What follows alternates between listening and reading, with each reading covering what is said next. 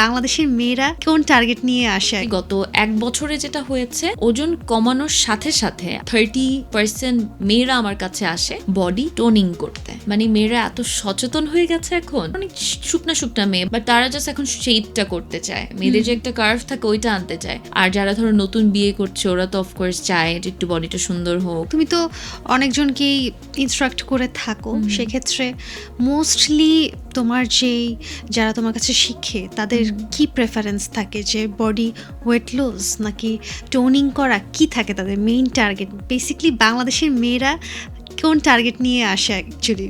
That's interesting. এটা প্রথম কেউ আমাকে প্রশ্ন করলো। সো 3-4 বছর আগে যেটা হতো, মানুষজন ওজন কমাতে আসতো, একেবারে ওজনের জন্যই আসতো। আর ওজন বাড়ানোর জন্য আমার মনে হয় এই 4-5 বছরে আমি 7টা ক্লায়েন্ট পেয়েছি। ওজন বাড়াতে চায়। হ্যাঁ, এটা আমার মনে আছে, কারণ এটা রেয়ার কেস, খুবই রেয়ার কেস।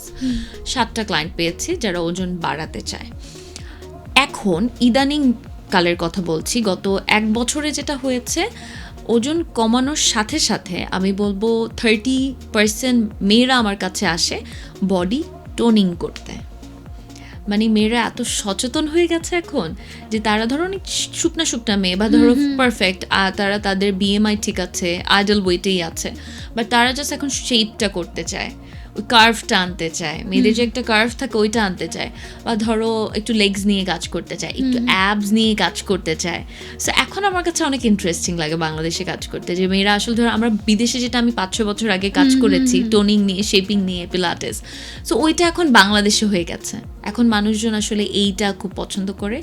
আর যারা ধরো নতুন বিয়ে করছে ওরা তো অফকোর্স চায় যে একটু বডিটা সুন্দর হোক, দেখতে ভাল লাগবে, জ লাইনটা ভাসবে, মুখের ফ্যাটনেসটা চলে যাবে। সো এইগুলোর উপর এখন অনেক বেশি মানে আমরা ক্লায়েন্ট পাই।